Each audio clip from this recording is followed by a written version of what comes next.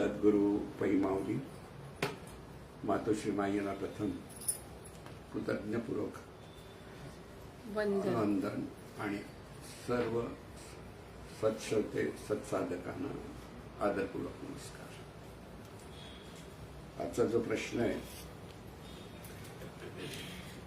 तो असा आहे, जागृती, स्वप्न, सुषुप्ती, तुर्या आणि उन्मनी ह्या जाणीवीच्या 5 अवस्था, सलोकता, समीपता, स्वरूपता, सायुज्यता, 4 मुक्ती, वैखरी, मध्यमा, पश्यंती, पराया, 4 वाचा, बहिर्मन, अंतर्मन, अमन, शुद्धमन, दिव्यमन हे 5 मनाचे प्रकार, मन, चित्त, बुद्धी, अहंकार ही 4 अंतरेंद्रिय. या सर्व संकल्पना एकमेकांशी कशा प्रकारे परस्पर संबंधित आहेत. साधकाच्या अंतर्गत प्रवासात या अवस्था एकाच सत्याच्या वेगळ्या पातळ्या आहेत का? या सर्वांचा एकात्मिक क्रम किंवा नकाशा म्हणजे इनर जर्नी इव्हॉल्युशन मॅप कसा समजावा? परमार्थ व आत्मज्ञानाच्या मार्गावर या संकल्पनांचा प्रत्यक्ष साधनेत उपयोग कसा करावा?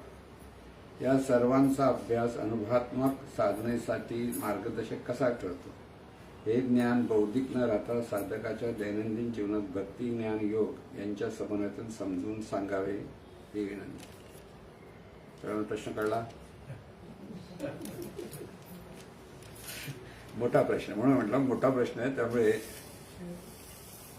हे सर्व जे आता आपण वाचलं, सगळ्या मनाच्या अवस्था, मनाच्या वृत्ती, अंतरेंद्रिय हे सगळं मानवी जीवनाशी अतिशय त्यांचा निकडीचा संबंध, अगदी जवळचा.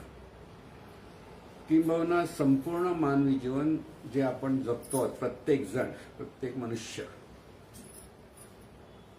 त्याला ह्या सगळ्या गोष्टी जर व्यवस्थित समजल्या तर त्याचा पारमार्थिक जो प्रवास आहे किंवा आत्मज्ञानाच्या दृष्टीने जो प्रवास आहे तो त्याला अधिक व्यवस्थित समजून सांगता येईल.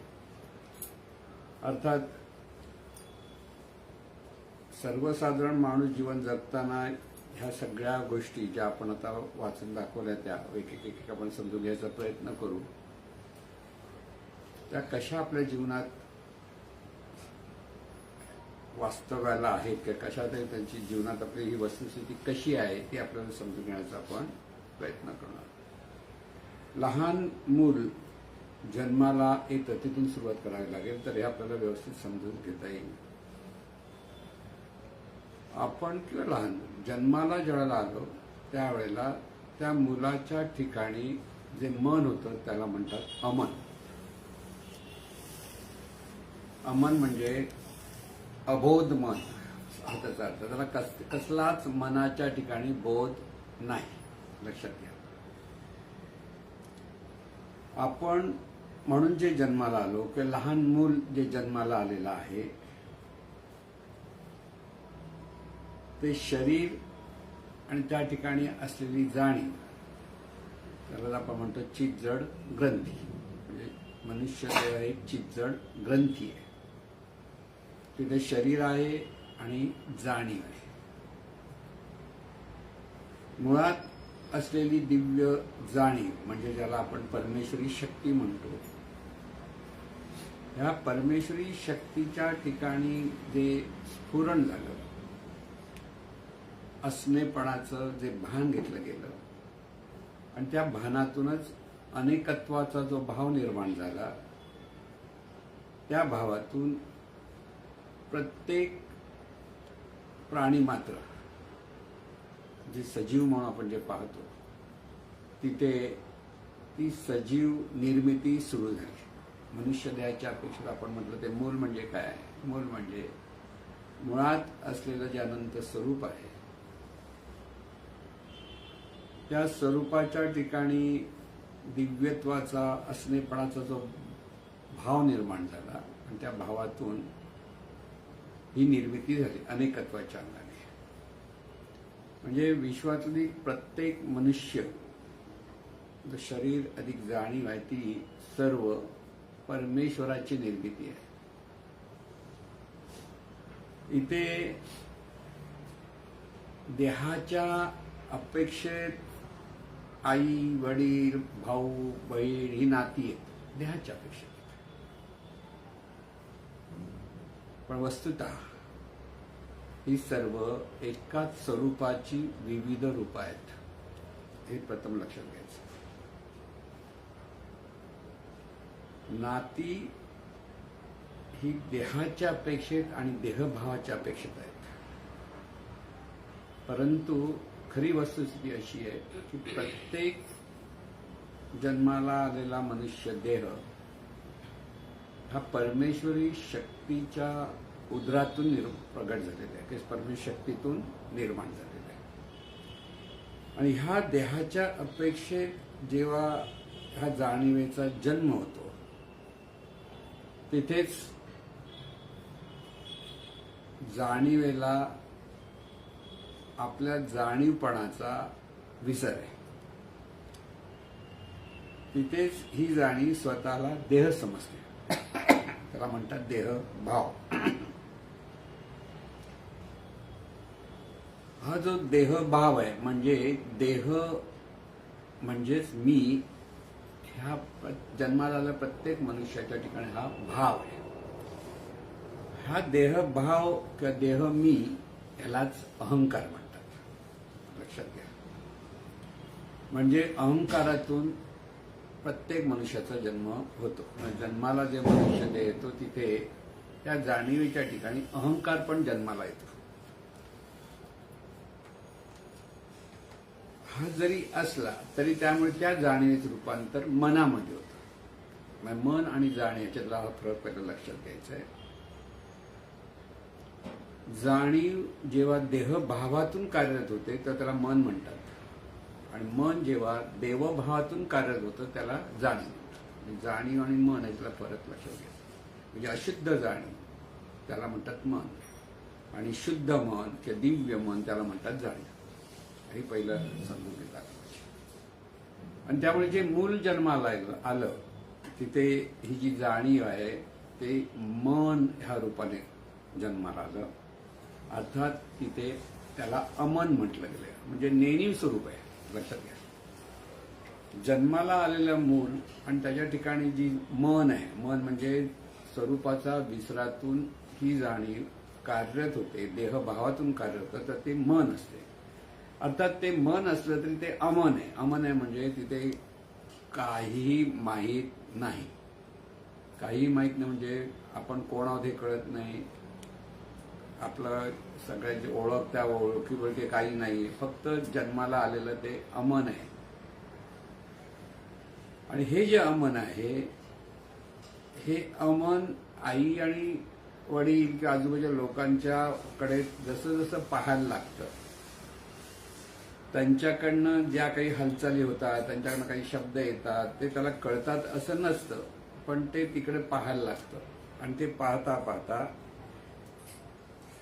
हे अमन मुळात अंतर्मन रूपाने प्रकट व्हायला लागतं. म्हणजे अमन आहे पूर्ण नेणीव स्वरूप. इथे जाणीवपूर्वक जाणणे नाही, पहिलं लक्षात ठेवायचं. पण जसं ते डोळ्यातून पाहायला लागतं मूल, किंवा कानातून ऐकायला लागतं, की स्पर्शाने त्याला काहीतरी अनुभव आल्यासारखं व्हायला लागतं. म्हणजे अनुभवण्याच्या दृष्टीने ते अमन ह्या 5 ज्ञानेंद्रियातून कार्यरत होण्याचा प्रयत्न करतं. सगळं काही स्पष्ट कळत नसतं.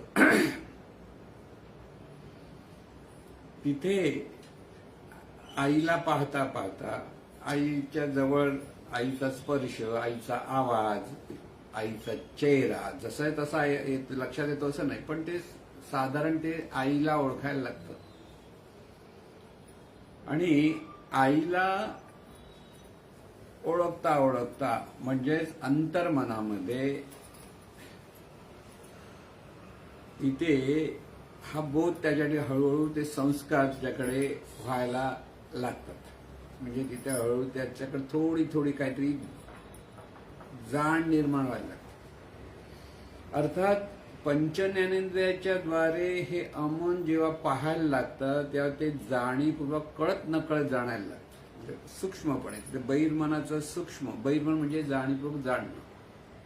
देहाशी संबंधित जेव्हा जाणीवेचा संबंध येतो, म्हणजे मेंदूच्या द्वारे ही जाणीव जेव्हा पाहायला लागते सगळ्या ज्ञानेंद्रियातून, तिथे जाणीवपूर्वक जाणणं हा प्रकार सूक्ष्मपणे चालू होतो आणि त्याच्यात तो आवाज ऐकणं, रूप पाहणं, स्पर्श जाणणं, त्याच वेळेला भुकेची जाणीव होणं. आता इथे ह्या अमन आणि अमनाकडून त्याचं परिवर्तन अंतर्मनाकडे होत असताना आहार, निद्रा, भय ह्या 3 गोष्टी त्या जाणीवेच्या ठिकाणी पहिल्या प्रकट होतात.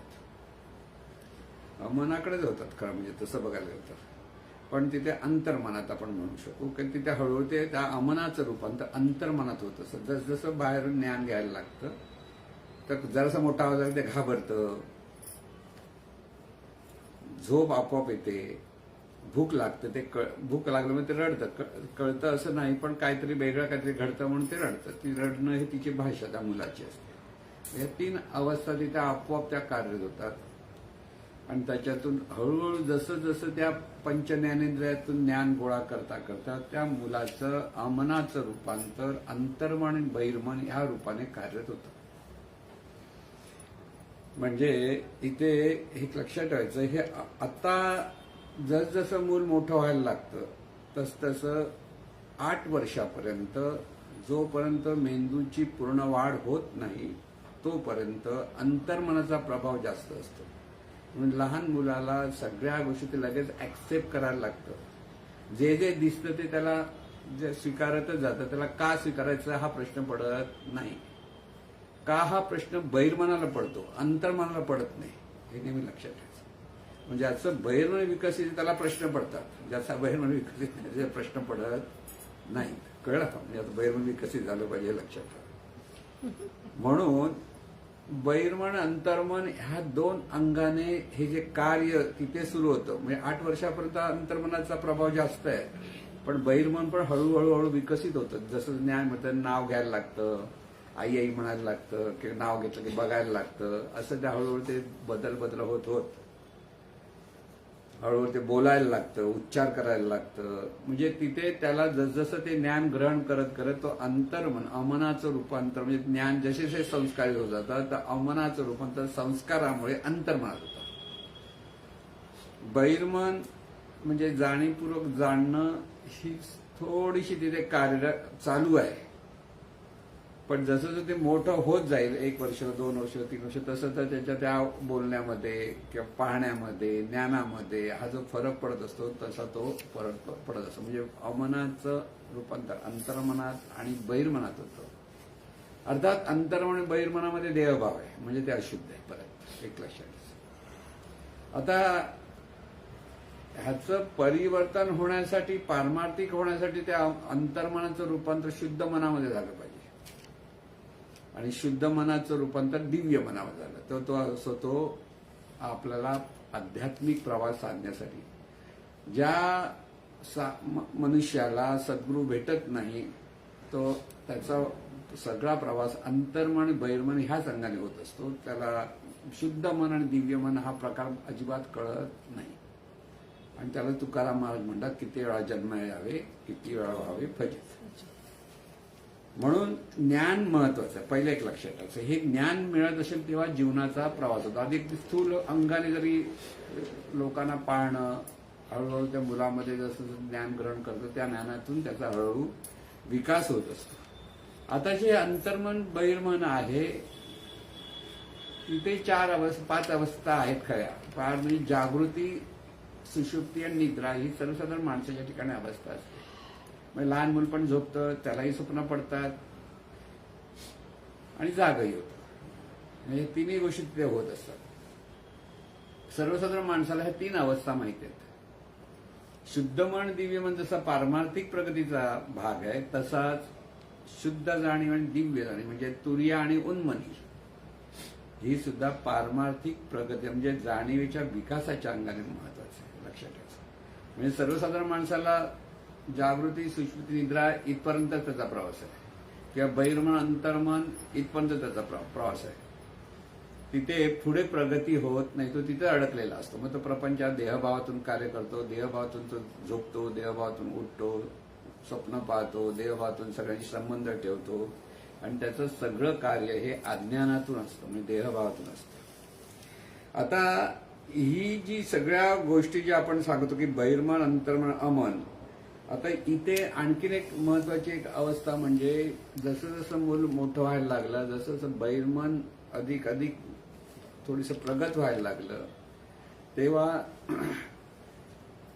का हा प्रश्न निर्माण व्हायला लागतो, म्हणजे संकल्पना हे असं करू की तसं करू, हा प्रश्न जरा मोठं मूल झाल्यावर लगेच कळत नाही. लहान मूल सगळं ऐकत असतं आई वडिलांचं, पण एकदा ते जास्त बहिर्मन विकसित झाले की त्याला का हे प्रश्न पडायला लागतात आणि अधिक काय घ्यायचं आणि काय नाही घ्यायचं हे त्याचं त्याच्या संस्कारावर ठरल्याप्रमाणे करायचं होत असतं.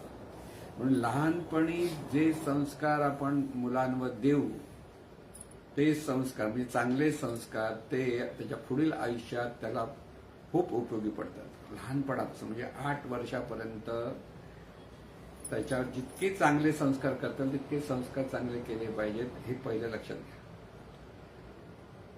ह्याच वेळेला आई वडील नको ते लाड करतात. म्हणजे कसं होतं बघा, मुलाला एखादी गोष्ट हवी आहे, लहान मुलं असतं त्याला कळत नाही, त्याला खेळणं हवं, हे हवंय, आई वडील लगेच लावून देणार, लक्षात घ्या. आणि मग त्याचा तो हक्क ठरतो, त्याने काय पाहावं आणि काय मागावं त्याला ते मिळालं पाहिजे. ते नाही मिळालं तर मग राग म्हणजे काम, क्रोध, लोभ, मोह, मद, मत्सर विकारही निर्माण होतात. म्हणजे हे विकार नाही विचारले पण हेही त्याच्याबरोबर सुरू होतं. म्हणून मूल हट्टी होतं ह्याला कारण आई वडील किंवा जवळचे आणखी कोणी असेल. त्याला वस्तू पटकन द्यायची नसते.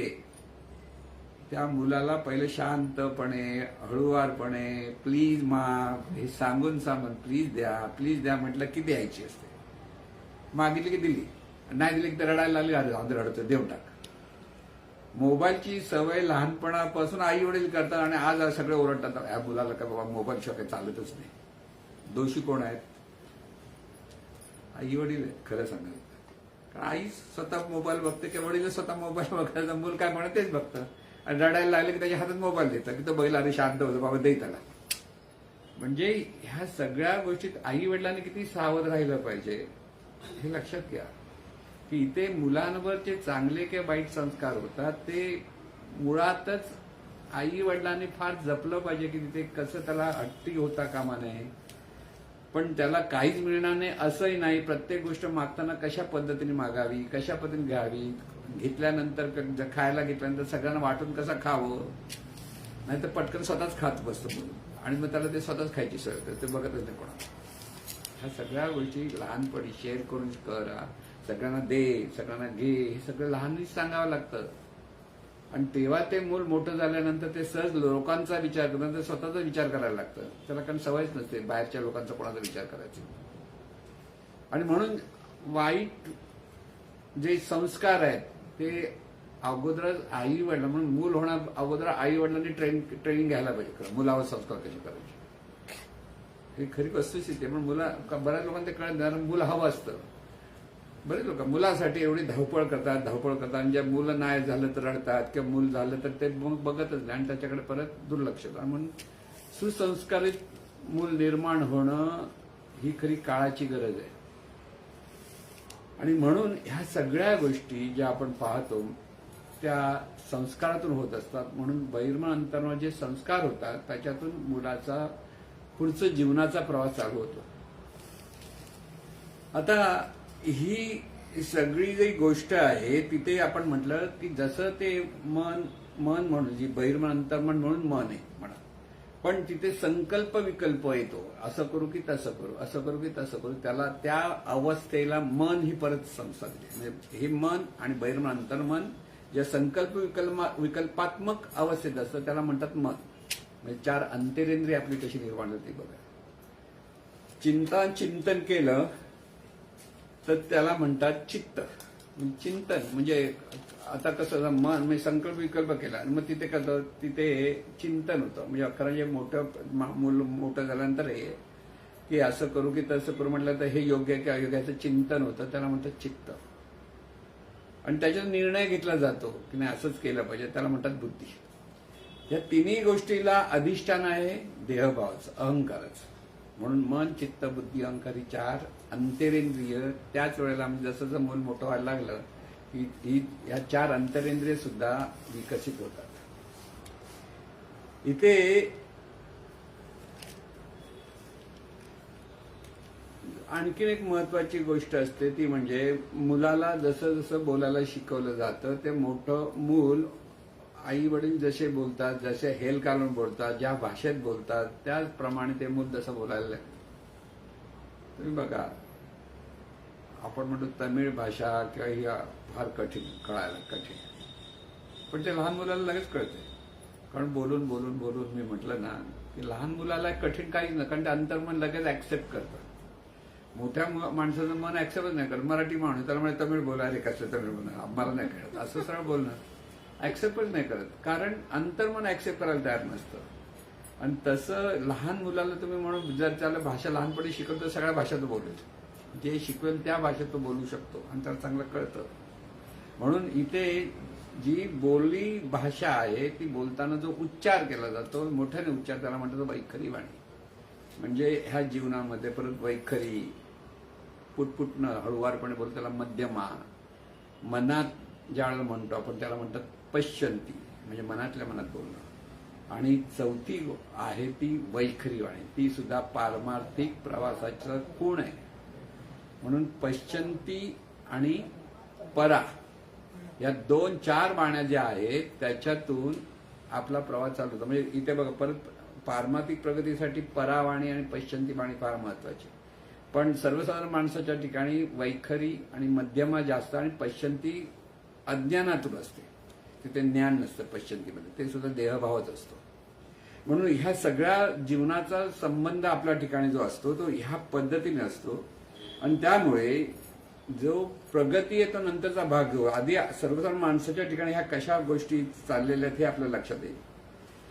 आता बहिर्मन अंतर्मन आहे, तिथे मन, चित्त, बुद्धी, अहंकार 4 अंतरेंद्रिय आहेत. तिथे वैखरी, मध्यमा आणि पश्यंती हा वाणी, म्हणजे वाणीचे प्रकार, म्हणजे बोलण्या, आपण जो प्रगटीकरण करतो, उच्चार करतो, त्या संबंधात आहे. आणि ह्या सगळ्या गोष्टीचा संबंध येतो तो सगळं आपलं जीवन याच्यातूनच चाललेलं असतं. आणि त्याच्याकडून ही जाणीव विकसित होणे म्हणजे ह्या जाणीवेचा पुढचा प्रवास होण्यासाठी सद्गुरू भेटावे लागतात. मग आई वडिलांच्या पोटी मूल जन्माला येतो, तो जीव जन्माला येतो, आणि सद्गुरूच्या पोटातून शिव निर्माण होतो. 2 जन्म होतात. जो सद्गुरूंचं सगळं तसं ऐकतो, शरणागत होतो, सद्गुरू म्हणतात त्याप्रमाणे वागायला लागला की तो त्या जीवाचं रूपांतर शिवात होतं. नाही ऐकलं तो जीवच राहतो. हे परत लक्षात. म्हणजे सद्गुरू भक्ती खूप करतोय आपण, पण सद्गुरू सांगतात त्याप्रमाणे आपलं आचरण होत नसेल तर हा जीव तसंच राहणार, त्याचं शिवात रूपांतर होणार नाही. आता ह्या सगळ्या गोष्टीतून एक आणखीन महत्वाचं लक्षात घ्यायचंय, प्रत्येकाचा जन्म हा त्याच्या पूर्वजन्माच्या कर्माचा परिणाम असतो, आणि त्याला म्हणतात प्रारब्ध. प्रारब्ध हे जीवनात सतत कार्यरत असतं. म्हणजे त्या माणसाचं जसं चिंतन आहे, विचार आहे, त्याप्रमाणे हे प्रारब्ध, शुभ प्रारब्ध आणि अशुभ प्रारब्ध रूपाने परिस्थिती आपल्या वाट्याला येते. किंबहुना मनुष्य देह हे सुद्धा त्या जाणीवेचं प्रारब्ध आहे. जर पूर्वजन्मामध्ये असेही काही वेगळे संस्कार असतील किंवा असे काही चिंतन असेल, विचार असेल, तर त्याच्यातून प्राणी मात्रांचाही देह त्या मनुष्याला म्हणून मनुष्य देहातले आणि दरवेळी मनुष्य देहच जन्माला येईल अशी गॅरंटी नाही. ती त्या कर्माप्रमाणे, विचाराप्रमाणे तिला अनेक जन्म जे मिळतात म्हणतात. तर कोणत्याही प्राणी मात्राचं की 84 लाख योनी म्हणतात. आता मोजायला का आपल्याला माहित नाही 84 लाख मोजायचं का, पण त्या सर्वातून ह्या जाणीवेचा प्रवास चाललेला असतो. आणि त्या तो प्रवास करून शेवटी मनुष्य देहापर्यंत ही जाणीव येते असं शास्त्र सांगतं. आपल्याला त्यात इतकं पडायचं नाही. फक्त एवढंच लक्षात ठेवायचंय की शुभ प्रारब्ध आणि अशुभ प्रारब्ध हे आपल्या वाट्याला, म्हणजे चांगल्या परिस्थितीत एखादा जन्म होणं, की अतिशय श्रीमंत परिस्थितीमध्ये किंवा एखाद्या संतांच्या घरी जन्माला येणं, हेच शुभ प्रारब्ध आहे. कळलं ना? ह्या शुभ प्रारब्ध आहेत ते चांगली वाईट परिस्थिती देत राहणार आयुष्यात मध्ये परत.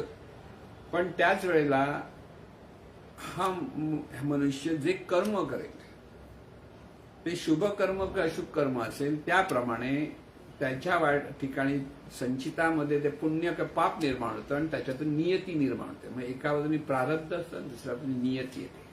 म्हणून आत्ता ज्या ज्या प्रत्येक कर्मातून शुभ कर्म केलं तर नियती आहे, तुम्ही तेच अशुभ कर्म केलं तर ते अशुभ नियती. म्हणजे शुभ नियती अशुभ नियती, शुभ प्रारब्ध अशुभ प्रारब्ध हेही आपल्या जीवनात बरोबर असतं. म्हणजे जीवन म्हणजे कसं, ह्या सगळ्या गोष्टीचा समन्वय आहे. आणि हे समन्वय आपल्याला कळत नाही. परिस्थिती अशी कशी झाली हा प्रश्न येतो. त्या सगळ्याला आपल्याच कर्माचं हे फळ आहे हे लक्षात घ्यायचं. आणि हे जर कळलं तर माणूस शांत होतो. जे कळलं नाही तर रडत बसतो, दैवाला नाव ठेवतो, नशिबाला नाव ठेवतो, इतरांना नावं देतो, त्यांच्यामुळे झालं ह्याच्यामुळे झालं. म्हणजे दोष इतरांना देण्याचा तो प्रकार, त्याच्यातून त्याचं अशुभ कर्मच होतं. परत तुम्ही जेव्हा दुसऱ्यांना दोष देता तेव्हा ते कर्म अशुभ असतं. जेव्हा दुसऱ्यांना दुःख देता ते कर्म अशुभ असतं. तुमच्या बोलण्यातून तुम्ही दुसऱ्यांचं मन दुखावता तेव्हा ते अशुभ कर्म असतं. म्हणजे साधं एक लक्षात, शुभ कर्म अशुभ कर्म म्हणजे काय, समोरच्याचं हित व्हावं ह्यासाठी तुम्ही जर काही जरासं वेगळ्या पद्धतीने नेहमी नॉर्मल न बोलता रागावने बोललं किंवा गोड बोलून बोललं, कशाही पद्धतीने बोललं तर ते शुभ कर्म आहे. पण समोरच्याचं हित अहित न लक्षात घेता आरडाओरडा केला तर ते अशुभ कर्म आहे. आणि त्याच्यातून अशुभ नियती निर्माण होते. प्रारब्ध आहेच, पण ह्या कृतीतून अशुभ प्रारब्धाला पण आमंत्रण देतो आणि अशुभ नियती. मग अशुभ नियती अशुभ प्रारब्ध जर एकाच वेळा आलं तर त्या माणसाच्या जीवनाचं काही सांगता येत नाही. सगळ्या बाजूने कठीण परिस्थिती येऊ शकते, अडीअडचणी येऊ शकतात. आणि त्याला साडेसाती म्हणतात. साडेसाती बाहेरून येत नाही, कर्मातून येते. जर म्हणायचं शिल्लक साडेसाती हा शब्द वापरला जातो. बऱ्याच वेळेस संकटात असतात त्यावेळेला. पण तिथे जर शुभ कर्म सत्कर्म असेल, प्रारब्ध अशुभ आलं तरी त्याच्यानंतर सुटका होऊ शकते. म्हणून कर्मावर सत्कर्मावर नितांत श्रद्धा असली पाहिजे मनुष्याची, की आपल्याकडनं सत्कर्म व्हावं. समोर कोणी कसाही बोलेल, कसाही वागेल, त्याप्रमाणे आपल्या मनामध्ये कसलीही वाईट विचार येता कामा नये, अनिष्ट चिंतन येता कामा नये. पण त्यासाठी नेमकं काय केलं, त्यासाठी सद्गुरू भेटावं लागतं. म्हणजे ह्या सगळ्या जीवनामध्ये जोपर्यंत सद्गुरूंचं मार्गदर्शन मिळत नाही, पण नुसतं सद्गुरू भेटून उपयोग काय. सद्गुरू म्हणतात त्यामुळे वागलात तर, नाही वागलात तर काय उपयोग आहे. शेवटी तसंच अडीअडचणी. म्हणून असं असतं, होडी मिळाली नदीमध्ये, पण होडीमध्ये सरळ बसताना हलायला लागला आणि होडी उलटली तर कारण काय होणार, तू बुडणार. लक्षात घ्या. तसं सद्गुरू भेटला म्हणजे सद्गुरू म्हणजे होडीसारखाच आहे. पण त्यांनी दिलेलं ज्ञान जर आत्मसात करून आपल्याला असंच जीवन जगलं पाहिजे हे जोपर्यंत ज्याला कळत नाही, त्याच्यासाठी सद्गुरू भेटून सुद्धा तो अभागीच. कारण त्याला ते घेता येत नाही. परमेश्वर कृपेने ते शुभ प्रारब्धाने सद्गुरू भेटतात. हे शुभ प्रारब्ध आहे मनुष्याचं. आणि त्या शुभ प्रारंभाचे सद्गुरू भेटतात त्यावेळेला सद्गुरूंनी दिलेलं ज्ञान आत्मसात करणं हा त्याचं शुभ नियती निर्माण करण्याच्या दृष्टीने अभ्यास असतो. अभ्यास जेव्हा आपण करतो तर शुभ नियतीच्या दिशेने वाटचाल होते. म्हणून ह्या सगळ्या गोष्टीचं जर आपण चिंतन केलं की पहिले सद्गुरू मिळाला पाहिजे, दुसरी गोष्ट त्यांचं ज्ञान समजून घेता आलं पाहिजे, आणि तिसरी गोष्ट ज्ञानातून आचरण करता आलं पाहिजे. आता हे जीवनाच्या अंगाने जे ज्या गोष्टी आपण सांगितल्या त्या कशा सांगितल्या, की देहभावातून सर्व माणसं कसे जगतात ते सांगितलं. आणि मग त्याच्यासाठी परिवर्तन व्हायचं असेल तर सद्गुरूंच्या मार्गदर्शनातून आपण कोण आहोत ह्याची इथे ओळख करून घ्यावी लागते. मी म्हणणारं कोण आहे. इथे अनंत स्वरूपातून मी म्हणणारं हे तत्व प्रगट झालेलं आहे. हे व्यवस्थित समजून घ्यावं, समजायला हवं. पाठांतर कळलं मी कोण आहे मला माहिती आहे असं सगळेजण सांगतात. आता तुम्हाला सगळ्यांना बऱ्याच वेळा ऐकलं मी कोण आहे, जाणीव म्हणणं सगळं त्याच्या इथे हे शाब्दिक आहे. इथे हा बोध आहे, तो बोध असा सहज झाला पाहिजे की चालता बोलताना कठे कुठेही सगळं जे कार्य आहे ते परमेश्वराचं कार्य आहे हा भाव तिथे असला पाहिजे. जिथे मी करता आला तिथे देहभाव आला आणि तिथेच कर्माचं चुकीचं कार्य सुरू झालं म्हणून समजा. म्हणजे साधं गोष्ट लक्षात घ्या, एखाद्याने चांगलं कार्य केलं त्याचं क्रेडिट दुसरा घेतो की नाही? बरं बघतो ना आपण कसे कुठेही संस्थेमध्ये वगैरे करतो, एक जण करतो पण तो क्रेडिट दुसराच घेतो. अरे मी केलं दाखवतो, कळत. मग ज्याने केलं त्याला राग येतो, काय माणूस आहे, मी केलं आणि याने केलं. तसं चैतन्य स्वरूपातून हे सगळं कार्य चाललेलं आणि क्रेडिट हा देहभावातली जाणे घ्यायला मी करते. मग तिथे आपोआप अशुभ नियती सुरू होते. कळलं ना? मग शुभ अशुभ नियतीचा खेळ, शुभ अशुभ प्रारब्धाचा खेळ इथे चालू होतो.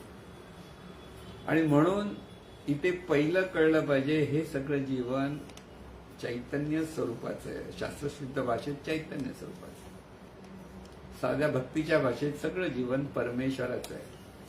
अर्थात परमेश्वर कळत नाही म्हणून ते सद्गुरूंचे. सगुण रूपात सद्गुरू आणि निर्गुण निराकार स्वरूपाच्या अपेक्षेत तो ते चैतन्य स्वरूप. या दोन गोष्टीतलं पहिलं व्यवस्थित कळलं पाहिजे. सद्गुरू म्हणजे जीवाचं रूपांतर शिवामध्ये करणारा कलाकार आहे. तिथे जुई अज्ञानी माणूस जेव्हा पोचतो, शिष्य म्हणून त्यांचा स्वीकार करतो, त्यांना सद्गुरू म्हणून स्वीकार करतो, सद्गुरू त्यांना शिष्य म्हणून स्वीकारतात, तिथे जो अनुग्रह म्हणतात त्याला अनुग्रह म्हणतात. स्वीकारणं म्हणजे अनुग्रह घेतला.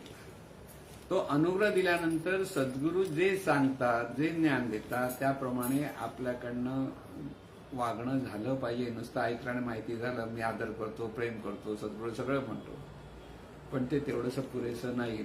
जाणीवेचा जर विकास व्हायला हवा असेल, म्हणजे जीवभावाचं रूपांतर जर शिवभावात व्हायला हवं असेल, तर इथे सद्गुरूंच्या ज्ञानाची नितांत आवश्यकता आहे. म्हणून ही जी जाणीव आहे, ही जाणीव शुद्ध जाणीव ज्याला आपण म्हणतो, ती जी शुद्ध जाणीव आहे, ही शुद्ध जाणीवेचा ध्यास लागला पाहिजे. आज आपल्याकडे जे अशुद्धपणा आहे, देहभाव आहे, देहभाव असून सुद्धा आपल्याला तो कळत नाही, लक्षात घ्या. आणि त्या अहंकारातून आपण सगळे जीवन जगत असतो आणि त्यामुळे आपल्या जीवनामध्ये अनेक अनिष्ट गोष्टी घडत राहतात आणि त्या गोष्टीमध्ये आपण इतके गुंतले जातो की त्याच्यातून आपल्याला बाहेर पडता येत नाही. म्हणून एका बाजूने जीवन हे स्वतंत्रपणे जगण्यासाठी, आनंदाने जगण्यासाठी ही निर्मिती आहे, पण अज्ञानातूनच ती एखाद्या पिंजऱ्यामध्ये अडकलेल्या पक्ष्यासारखी ती अवस्था आहे. म्हणून मुक्त व्हायचं असेल तर काय करावं लागेल, तर अनंत चैतन्य स्वरूपी जी परमेश्वरी शक्ती आहे, त्या शक्तीचे आपण अंग आहोत. महत्वाचं इथे लक्षात घ्या. 3 गोष्टी महत्वाच्या लक्षात आल्या पाहिजे. अनंत चैतन्य स्वरूप आहेच, दिसत नाही, पाहता येणार नाही, पण सद्गुरूंनी सांगितलंय, जर कळत नसेल तरी ज्याला आपण परमेश्वर म्हणतो ते परमेश्वर, तो परमेश्वर मूळ अवस्था, तिथे कसलंही रूप नाही, कसलाही रंग नाही, कसलाही गंध नाही, किंबहुना ते निर्गुण निराकार स्वरूप आहे.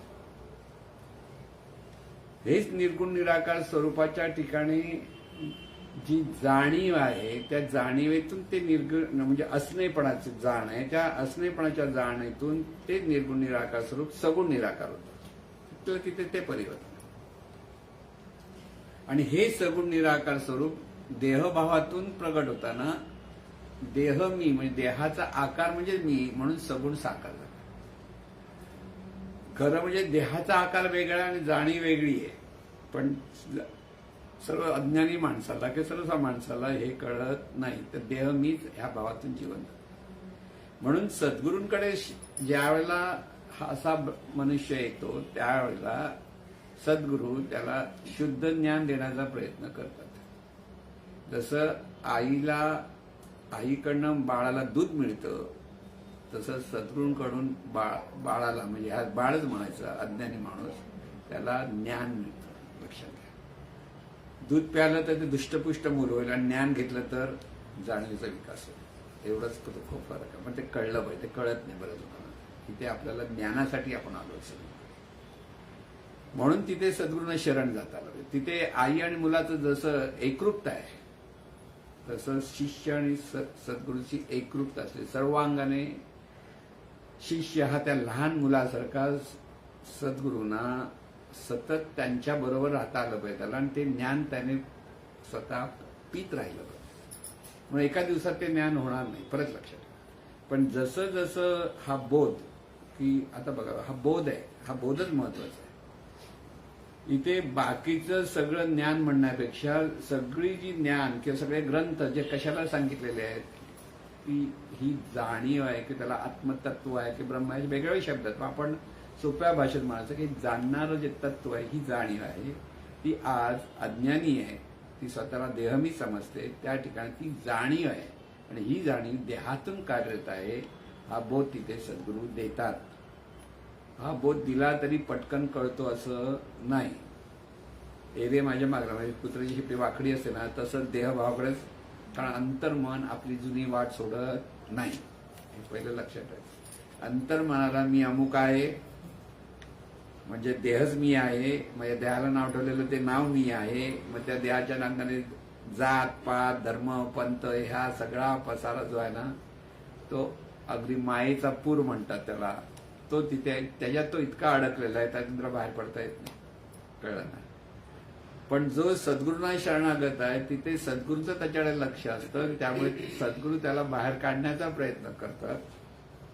आणि तो परत जुन्या आपल्या असं मी असा बरा आहे बाबा असंच म्हणतो, त्याला असं वाटत नाही. आपण सद्गुरू सांगतो आपण प्रयत्न करावे. का होत नाही तसं? कारण देहभाव इतका चिवट आहे, तो त्याच्यातून बाहेर पडणं कठीण आहे.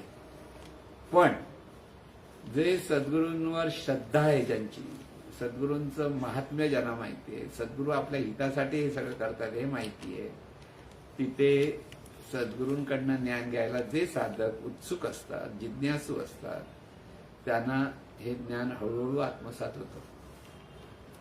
म्हणून म्हटलं की हा जो मार्ग आहे हा वारसा हक्काने मिळत नाही. लक्षात घ्या, पारमार्थिक ज्ञान हा ज्या त्या जाणीवेचा जो प्रयत्न असतो, अभ्यास असतो, जी निष्ठा असते, जी श्रद्धा असते, आणि ज्ञान आत्मसात करण्याची जी तळमळ असते, त्याच्यातून हे ज्ञान किंवा ज्ञानाची अनुभूती साधकाला येते. तिथे जाणीवेचा विकास असतो. म्हणून वारसा हक्काने मिळेल असं कधी होत नाही. परत लक्षात. नाही तर श्रीकृष्णाची सगळी मुलं आत्मज्ञानी झाली असती. 100 मुलं होती, 1-2 नव्हती. पण उद्धवाला आत्मज्ञान झालं कारण तो श्रीकृष्णाचा भक्त होता. लक्षात आलं का? आणि म्हणून हा अभ्यास करायला एकच मार्ग आहे, तो म्हणजे सद्गुरू वाचोनी सापडे ना सोय, धरावे ते पाय आधी. आपणासारखे कधी तात्काळ नाही काळ वेळ तयार लागे. लोह परिसाची न सहाय उपमा, सद्गुरू महिमा अगाध. म्हणजे इथे सद्गुरूंचं महात्म्य हे लक्षात घेता आलं पाहिजे. सद्गुरू जे सहज बोलतात तोच उपदेश असतो, हे लक्षात ठेवा. सहज बोलती तोच उपदेश. कारण सद्गुरूची जाणीव ही त्या दिव्यत्वाशी एकरूप असते, ती दिव्य झालेली असते. म्हणून सद्गुरूंकडनं दिसायला मनुष्य, पण ती जाणीव देव असते. या जाणीवेत दिव्यत्वाची जाण निर्माण होते, त्याला देव म्हणतात. देव म्हणजे काय हे परत समजून घ्या. म्हणून सद्गुरू ह्या दृश्य जगतामध्ये सद्गुरू हा एकमेव देव असतो. म्हणजे संत जे आहेत, जे आत्मज्ञानी पुरुष आहेत, ते सगळे देव, आणि बाकीची असतात ती माणसे, मनुष्य देव. म्हणून ज्ञानाग्नीचे मुखे जेणे जाळले कर्म अशेखे, तो परब्रह्मची मनुष्य वे केवळ करतो, असं ज्ञानेश्वर. म्हणून परब्रह्म आहे तो कोण? सद्गुरू, ज्याच्याकडे ज्ञान प्रकट झालेलं आहे. ते शिष्याचा भाव कसा असला पाहिजे? परब्रह्म आहे, देवच आहे, तो देवच, ते परब्रह्म त्या देहरूपाने मार्गदर्शन करण्यासाठी आलेला आहे. ही श्रद्धा ज्या शिष्याकडे असते, त्याच्यातून त्याच्याकडे जी निष्ठा निर्माण होते, आणि त्याच्याप्रमाणे सद्गुरूंनी जे सांगितलेले, म्हणजे सद्गुरू ओरडले, सद्गुरू उगीच ओरडत नाही, पण जरी ओरडून बोलले तरी ते त्याच्या हितासाठी आहे हे त्याच्या लक्षात आलं पाहिजे. तिथे सद्गुरूंवर त्याला रुसता पण कामा नये, की रागवता पण कामा नये. सद्गुरूंनी जसं बसलं तसं बसवतील तसं राहिलं पाहिजे. या बाबतीत त्याने कुत्रा हा मार्गदर्शक असावा. आदर्श कोण? सत्शिष्याचा आदर्श कुत्रा असावा. का? म्हणून दत्तगुरूंच्या बरोबर 4 कुत्रे दाखवतात. काही केलं तरी तो कुत्र्याला बघा, तुम्ही चपाती द्या आणि मग ओरडा, गपचूप बसेल. काठी घ्या, कुंकू करेल नको मारू म्हणून, मला कॅम काय करेल पण परत इथे येऊन बसेल. कारण ती जी निष्ठा आहे, म्हणजे खरं मनुष्याने कुत्र्याकडनं शिकण्याचा मोठा गुण आहे. मनुष्याकडे हा गुण नाहीये. त्याने कुत्र्याकडनं शिकलं पाहिजे की इथे किती आपण सद्गुरूच्या प्रती कृतज्ञ राहिलं पाहिजे. कारण त्याचं जीवनाचं सगळं जे सार आहे, की जीवनामध्ये जे मिळवायचं आहे ते सद्गुरू देणार आहे, म्हणून तिथे तो भाव असला पाहिजे. म्हणून जेव्हा सद्गुरू हे ज्ञान देतात, सद्गुरू जेव्हा साधना सांगतात, सद्गुरू जेव्हा एका विशिष्ट पद्धतीने वागा म्हणून सांगतात, तसं प्रत्येक शिष्याने वागलंच पाहिजे हे लक्षात ठेवा. हे वागलंच पाहिजे तेव्हा काय होतं, अमन अंतर्मन बहिर्मन रूपाने जे प्रगट आहे, त्या अंतर्मनाच्या ठिकाणी जसा जसे ज्ञान शोषलं जातं, ग्रहण केलं जातं, पटकन होत नाही, ती प्रोसेस आहे, हळूहळू होते. आणि ते होत असताना हळूहळू अंतर्मनाचं रूपांतर शुद्ध मनामध्ये व्हायला, तिथे शुद्ध मन.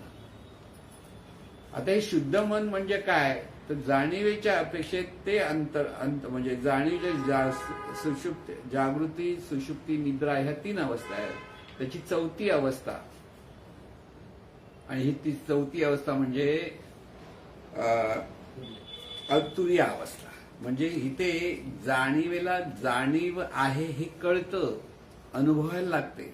म्हणजे ज्यावेळेस विशिष्ट पद्धतीने सद्गुरूजी साधना सांगतात, त्या साधनेच्या अवस्थेमध्ये जाणीवेला आपण जाणी आहोत हा अनुभव यायला लागतो. म्हणून साधना करायची कशासाठी, परत लक्षात ठेवा, साधना ही जाणीवेने जाणीवेला अनुभवण्यासाठी करायची असते. हाच बोध आहे, लक्षात ठेवा. जाणीवेची अनुभूती आली पाहिजे, तोपर्यंत ही साधना कळत नाही. नाही तर पाहतायत आणि मग कंटाळून डोळे उघडतात, काही समजत नाही, असं होतं. हे सद्गुरूंकडनं पुन्हा आपण समजून घेता आलं पाहिजे, ही तुझी अवस्था. म्हणजे ह्या जाणीवेच्या अवस्था अनुभवता आल्या पाहिजेत. म्हणजे सुषुप्ती ही अवस्था आहे, स्वप्नावस्था ही अवस्था आहे, जागृती ही अवस्था आहे. तसंच ज्ञान झालं की तुर्या ही अवस्था निर्माण होते. या तुर्या अवस्थेमध्ये आणि शुद्ध मन, या दोन्ही एकाच गोष्ट. म्हणजे जे शुद्ध मन आहे ते जाणीवेच्या भाषेत किंवा तुर्या मन, म्हणजे आपल्या स्वतःच्या जाणीवेला जाणीवेच्या ठिकाणी असलेल्या दिव्यत्वाची जाण निर्माण होते. त्या क्षणी, साधनेच्या त्या विशिष्ट क्षणी, त्यावेळेला ती तुर्या अवस्था असते. ही तुर्या अवस्था जेव्हा प्रगल्भ होते, म्हणजे पुन्हा पुन्हा पुन्हा साधन करता करता ही जाणीवच आहे. जागृतीमध्ये सुद्धा सतत स्मरण व्हायला लागतं जाणीवेला. अनुभव साधनेतून, जागृतीमध्ये स्मरण, 2 भागात फरक लक्षात ठेवा. स्मरण काय आहे, ती जाणीवच आहे. हा ज्या बोध तिथे येतो साधकाच्या, त्याच्याकडे ती जागृतीमधली तुरी आहे. पण साधनेमध्ये ती तुर्या अशी असते की तिथे केवळ असणे पण जेव्हा अनुभवता येतं, सूक्ष्म सूक्ष्मशी जाणीव होत होत होत जेव्हा केवळ जाणीवच आहे आणि त्याच्या ठिकाणी ती सूक्ष्म अशी जी अवस्था आहे, ती जेव्हा त्या साधकाच्या जाणीवेच्या लक्षात यायला लागते, करता एका दिवसात ते समजणार नाही. त्या वेळेला बऱ्याच गोष्टी येत असतात. कारण ही जाणीव जशी जशी शांत होते तर ती गाढ झोपे जाते किंवा नेणी अवस्थेत जाते. म्हणजे तिच्या खरेदी स्वरूपाशी एकरूप होते. पण तरी पण लोकांना वाटतं फुकट गेला का, नाही फुकट गेला आहे, तो देवाच्या कक्षेत आहे, हेच लक्षात ठेव. पण तिने परत जागृतीमध्ये येऊन परत प्रवास सुरू केला पाहिजे. म्हणजे ही जाणीवपूर्वक जाणण्यापर्यंत हे कळलं पाहिजे, तेव्हा ती तुरी अवस्था प्रगल्भ होते असं आपण म्हणतो. आणि ही तुरी अवस्था जेव्हा अधिक अधिक अधिक प्रगल्भ होते तेव्हा तिचंच रूपांतर उन्मनी अवस्थेत होतं. उन्मनी अवस्था म्हणजे सर्वत्र हे चैतन्य स्वरूप अनंत रूपाने कसं प्रगट आहे, प्रत्येक मनुष्य प्राण्याच्या मात्राच्या ठिकाणी ते अनंत स्वरूपच त्या त्या रूपाने प्रगट आहे. हा बोध त्या उन्मनी अवस्थेत साधकाला होतो. म्हणजे तिथे त्याची प्रगती विकसित झालेली ती जाणीव, आणि त्याला मनाच्या अपेक्षेत दिव्य मन म्हणतात. आता इथे जे मन, चित्त, बुद्धी, अहंकार हे जे 4 अंतरेंद्रिय आहेत त्यांचंही रूपांतर तिथे होतं. तिथे तिथे प्रज्ञा जागृत होते. म्हणून अहंकार म्हणजे जो आहे तिथे ओंकार म्हणजे जाणीवच आहे की परमात्मा शक्तीच आहे हा बोध निर्माण होतो. आणि त्याच्या अधिष्ठानावर संकल्प विकल्प जे येतील ते ज्ञानाच्या अधिष्ठान व्हायला लागतात. चिंतन चित्त, ह्या चित्ताचं रूपांतर मनाचं रूपांतर. मनाचं म्हणजे इथे संकल्प विकल्प म्हणजे शंका नाही, पण योग्य अयोग्य कसं पाहायचं हे कळायला लागतं. चिंतन त्या दृष्टीने व्हायला लागतं. आणि निश्चयात्मक वृत्ती जी तयार होते त्याला म्हणा प्रज्ञाशक्तीच्या द्वारे सगळं ते कार्य सुरू होतं. म्हणून ह्या चारही अंतरेंद्रियांचे रूपांतर होतं. बहिर्मंतराचं रूपांतर शुद्ध मन आणि दिव्य मन मध्ये. शुद्ध मन दिव्य मन ह्याचाच अर्थ जी ही मन जी आधी जाणीव अशुद्ध जाणीव मनरूपाने प्रगट तीच मन शुद्ध व्हायला लागलं की ती जाणीव रूपाने कार्यरत होतं. आणि जाणीव रूपाने कार्यरत होतं तुरी आणि उन्मनी अवस्थेतून हे सगळं जीवन जगतायत. आता हे सगळं ज्यावेळेला आपण पाहत असतो की ते आता वैखरीचं रूपांतर म्हणण्यापेक्षा परावाणी तिथे उघडली जाते. जिथे प्रज्ञा उघडली जाते तिथे पुन्हा पुन्हा पुन्हा जेव्हा अंतर्मनामध्ये हे चिंतन होता होता आतून ही वाणी प्रगट होते. त्या वाणीचं उगमस्थान बेंबीच्या जरासं वर असतं आणि तिथून तो ध्वनी ऐकू येतो.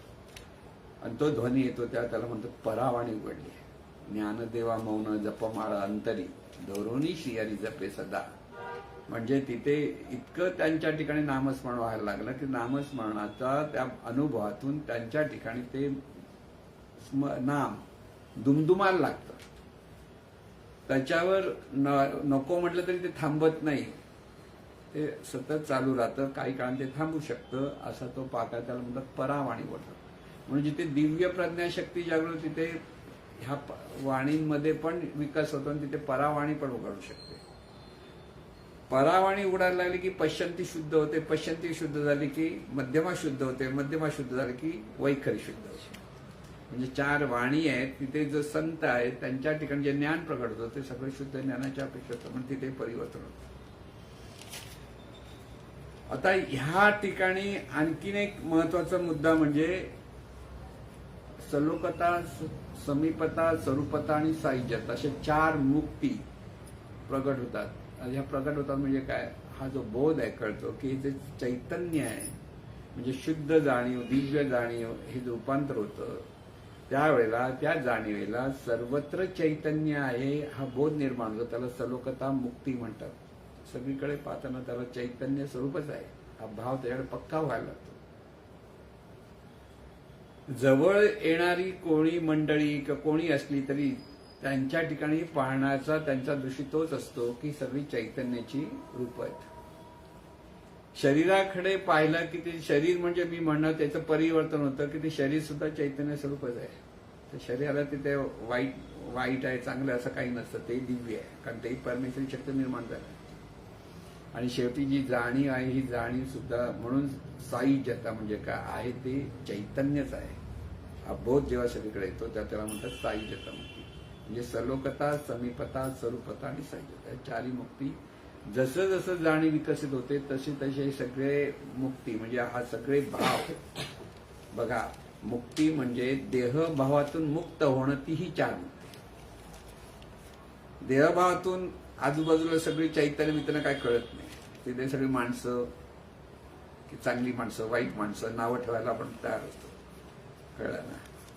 आपल्या जवळ येणारा माणूस किंवा कोणी ते चैतन्य स्वरूप आहे हे जेव्हा त्या साधकाच्या त्या जाणीवेच्या लक्षात जर सतत आलं तर तिथे हे परिवर्तन आहे.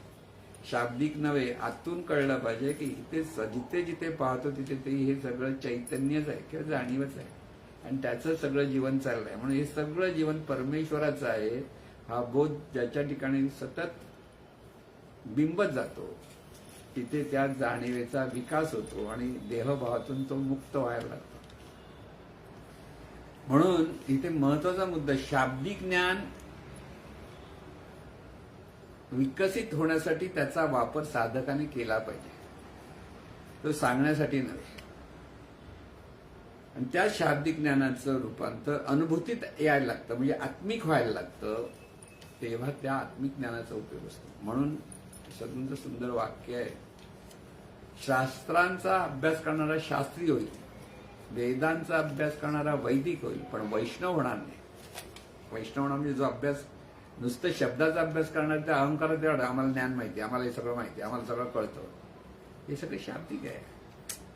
तिथे वैष्णव व्हायचं असेल तर आचरणातच आलं पाहिजे. परत सांगा, आचरणाला महत्व आहे सगळ्यात. तुम्ही किती चांगलं बोलता, चांगलं सांगतात, तुमचं आचरण काय आहे हा विचार आपणच केला पाहिजे, दुसऱ्यांनी सांगायची गरज नाही. आपलं आचरण कसं आहे हे लक्षात घ्या. ह्या आचरणाच्या रंगाने आपण म्हणतो स्वतःचं निरीक्षण परीक्षण प्रत्येकाला करता आलं पाहिजे. तिथे प्रगती आहे, लक्षात ठेवा. आपल्याला आपल्या जीवनात जर ही प्रगती साधायची असेल तर ह्या सगळ्या अवस्था म्हणजे वेगळ्या वेगळ्या विकास होण्याच्या पातळ्या आहेत आणि त्या व्यवस्थित समजून घेता आल्या पाहिजेत.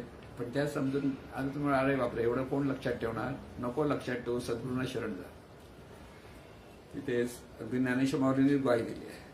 काय सांगितलेलं आहे की इथे एकची लीला तरले, जे सर्व भावे मज भजले, त्या ऐलीच थडी सरले मायाजळ. म्हणजे हे सगळं जे आहे ते मायाजळ आहे. जोपर्यंत कळत नाही ते सगळं माया आहे. त्याला पार करायचं असेल तर काय करायचं, एका सद्गुरूला धर, तिथे शरणागत हो, ते काय सांगतील त्याप्रमाणे. तिथे बुद्धीचा जास्त वापर करू नका.